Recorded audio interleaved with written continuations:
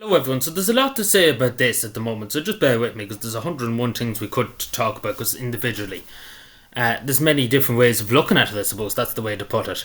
So first of all, this is not, at the moment we have to wait and see, they're just talking about it at the moment, but the way they're talking, particularly Simon Harris at the moment, is likely they probably will try and do it. Maybe not at this age, maybe under 18, something like that, not under 16s, but the way they're talking about it, there's a specific tone I'm hearing from them, that they're very keen to do it. Now, Simon Howard's obviously be the Taoiseach, and probably be Taoiseach soon. Probably by the time this comes in, it'll be the Taoiseach again because of the coalition government. So Australia has passed this law pretty much, and they're pretty much what to follow Australia in terms of doing this for under 16s. So they won't be able to use social media. So I think that even means YouTube and other platforms too. Now, there's many different angles to look at it. First of all, my genuine opinion on it is, the internet is a very dangerous place, of course. There's a lot of good in the internet, there's a lot of bad. It's a bit of both, pretty much.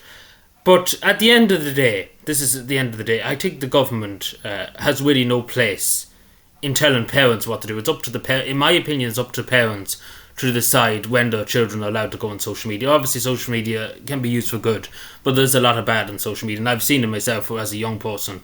When I was young, when I first got on social media, I've seen things that probably young people shouldn't have seen in terms of very dangerous, very violent content and stuff that shouldn't have been on social media in the first place. But at the end of the day, it's up to the parents. It's not really the government's place to tell the parents what to do. In my opinion, that's just my opinion straight up.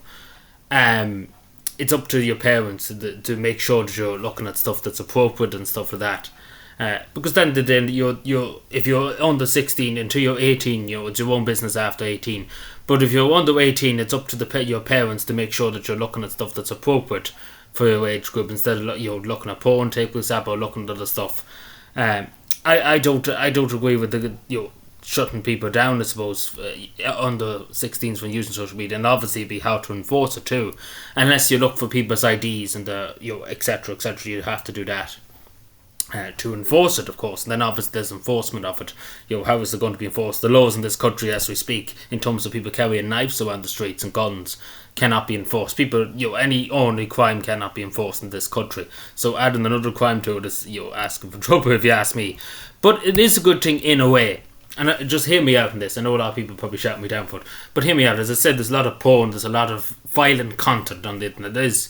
You just look at Twitter, you look at Facebook, you look at any social media platform, straight away there's violence, extreme violence, people being punched, animal abuse. I've seen animal abuse still to this day, unfortunately, you come across it just randomly. You don't look for it or anything, it just comes up. People hurting animals, abusing animals. How about in content like that? Even just take for example people's timely deaths, take for example road accidents. We've seen recently in Cork, take for example, a really horrifying situation where a man drowned in the river in Cork, and people, instead of helping him, videoed it and put it on social media. Now I don't understand at all in somebody's mind, if you see somebody literally drowning and in difficulty, the first reaction of modern society, unfortunately, is to take out your phone and to record it. And I can't understand what possessed them people to video a person literally dying as to a video and then put it up on social media. It's beggars belief why somebody would do something like that. Why it would even come to their mind to do it instead of trying to help the person get out and try to save their life. But again, a lot of people decided to video. It doesn't make any sense. And again, unfortunately, probably a lot of young people probably seen the last few moments of that man's life. And again, that's the bad of social media, unfortunately. And I suppose it's just indicative of our modern society too. The first reactions to help somebody take out your video and photograph it, or put a video up on social media. But first of all, you would have to look for ideas, I just say. But obviously there'll probably be ways of getting around it. But just to say too, and he's right in, I suppose, in saying this, the impact on mental health, and I think this is the biggest part of it. This is what I'm kind of saying I would be for in a way. But at the same time, it's up to the parents to deal with it, not up to the state. That's my honest opinion. But I agree with this, that it is mental health too, because a lot of young people spending far too much time on social media. And it is true, they're spending far too much time and they're seeing ungodly amount of stuff that's graphic, sometimes of a sexual nature, etc., etc. And it does have a huge impact on people's mental health because they're spending so much time on their phones, and it's too much data. It's too much stuff for people to process in their heads, particularly young people when their brains are not fully developed. And through 21, there's many different things. But I do think it's important too, because I do think it's having an effect on young people's mental health. I think all the negativity, because there's a lot of negativity, unfortunately, along with a lot of good, of course, but there's a lot of negativity, and it has an effect, particularly on young people. See, social media, and particularly with influencers, etc., etc. They can be very influenced, I suppose is the word to use, in terms of following people they shouldn't probably be following, in terms of influencers that are, people that are, take for example, criminals, etc., etc., who are showing off their wealth by their crimes, etc. There's other things we could discuss about it, but I do think the main thing for me, the main probably pro for me, is that mental health is a big thing. It is a big thing for young people, and it is important to protect young people, of course. But at the end of the day, as I say, it's up to the parents. In my opinion, it is really, really up to the parents. I don't think the state has a role really to play in this. Obviously, taking down illegal content, take for example that incident of that man being videoed and stuff. I do think the state should probably take that down, because it's very harmful and it's very offensive to record a man literally in his last few moments on earth, and then put it up on social media. The state had the Gaudi, and the state has a role in that, of course. But I don't agree with just a blanket ban, if that makes any sense. To be told, there is other ways. We could look at the 500 ways, but there is obviously people who use it for good, to promote positivity, to promote good mental health, but to promote exercise. I see a few young people who are doing, not even young people, but in their 20s, in their 30s, and they're encouraging fitness. Young people to get fit, there's not be on the computer games on the computer. And they're encouraging them to get out and about. And I see that on YouTube, and I see it on other platforms too. And they're doing a good in my opinion, they are doing a good public service, because they're actually encouraging young people to get out and about. And they're doing meetups and runs and stuff like that for young people. And it's a great thing. It's getting a lot of young people out and about off the computer games for a few hours. Touch grass, if we may use the word. But it's a good thing. Like, there's people like that who are doing good things. There's people in the world too who are good and doing good things on social media. And I do think it's important for young people to see that there is good things out there. There's good. There's kindness. There is hope in the world. Because unfortunately, the world is a very dark place at the moment, and it's probably will be for the future, unfortunately too. But there's people like that. There's people like it, and of course, that's the good of social media too. But it's bad, of course. There's more bad nearly than good, unfortunately, nowadays too. It's the sad thing to say, but it is the truth, unfortunately. But yeah. But as I say, then the next thing I talked about a few minutes ago, because there's many. I have so much I could say, pretty much, in terms of this. I have that much I could say. To be totally honest, we have only touched the surface of what I really want to talk about in this, but we'll probably address whenever they talk about bringing it into law.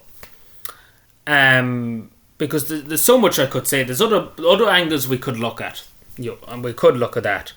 But we'll probably talk, because again, we couldn't really talk about it for an hour, to be told, in terms of all the information I could talk about.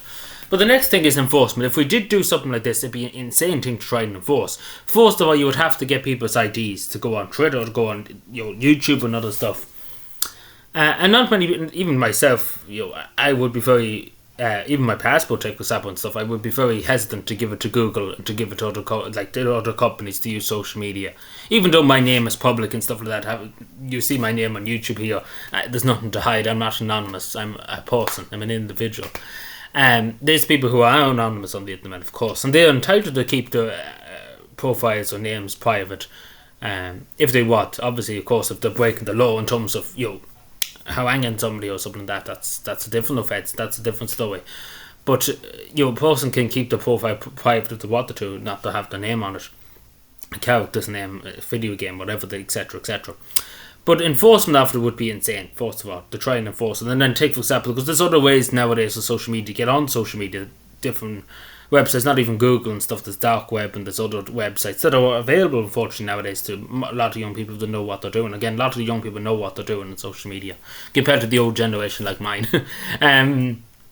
But, there's other ways of getting around it, and, it would be probably insane trying to enforce it. And then, obviously, too, who would you blame, I suppose, if an incident did arise? That a young person, for argument's sake, 15-year-old, access social media, right? Take for example. Who would we blame? Would we blame the parents for not making sure that that young person couldn't access social media, or would we blame the child? Would we blame the child in this case? Because it's a hit or miss, and then obviously TUSLA would get involved, the Child and Family Protection. I presume they would have a role in this. TUSLA, the Child and Family Protection Agency, enforcing it, and obviously TUSLA is a pile of to put it nicely, not the greatest crowd. I could say worst, but TUSLA is. Shouldn't be anywhere near children in the first place. TUSLA, the Child and Family Protection Agency, they're nearly worse than anybody you could find. TUSLA, they're nearly the enemies of young people, to be totally honest, TUSLA, because they're too busy. It's insane what TUSLA. We already know about Maurice McCabe that we could write the book on TUSLA. Unfortunately, there's children being taken off their parents. The parents have done nothing wrong, and then there's children being abused, and TUSLA turns the blind eye. It doesn't make any sense, but that's a different story. But I presume TUSLA would have a role in this in terms of enforcement, along with the Garda Síochána. But obviously too, just the next thing I would say, the last thing I probably would say in this too, like social media has a huge presence now in modern society compared to even 10 years ago, 20 years ago. It's insane to see the digitalisation of the world. But not even that too.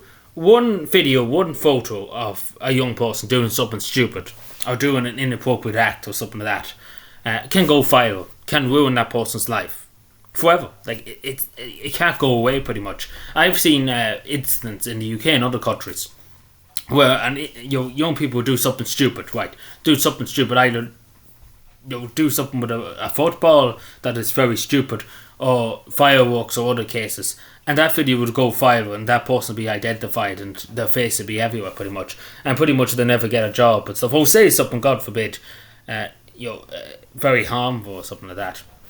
Or take for example, even just say their opinion that I don't know, they don't like the Conservative Party or something like that in England, or take for example here, they don't like Fine Gael, they think they're too extreme or something like that. That video could go viral, and then people could laugh at them, and there's kind of a bullying element too to it.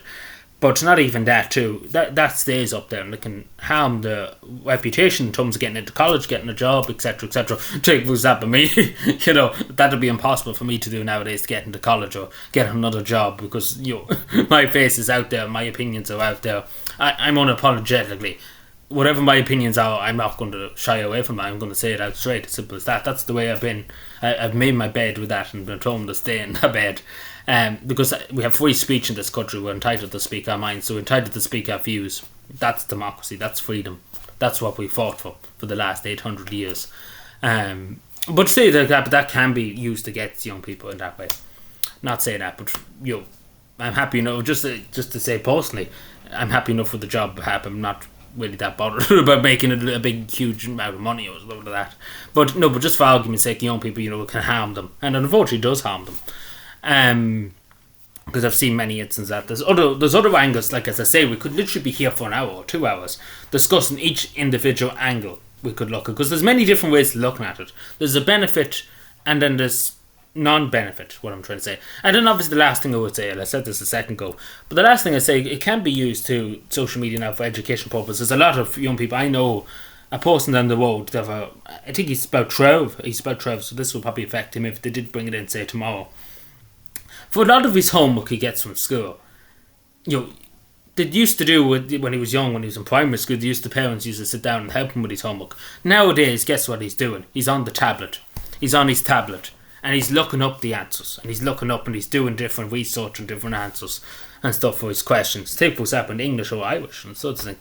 It's insane to see, because when I was young, that didn't exist. When I was in primary school, even in secondary school, it wasn't that prevalent. It was more just you had your parents helping. So it can be used for good in terms of helping people out with their education. In terms of secondary school, different answers, maths, helping them out, and that's a good thing too. Of course, that's a good thing, because some of the things teachers used to send home were criminal in terms of trying to get the answers to.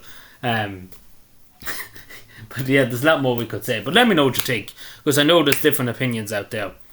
As I say, there's kind of a good. There's a good and there's a bad. There is two. So it's pretty much in the middle. But at the end of the day, my honest opinion is that if there's illegal content, like in terms of animal abuse or, God forbid, other kind of heinous crimes being committed, and it's up to the Gardaí, it's up to the state to do something about that, of course.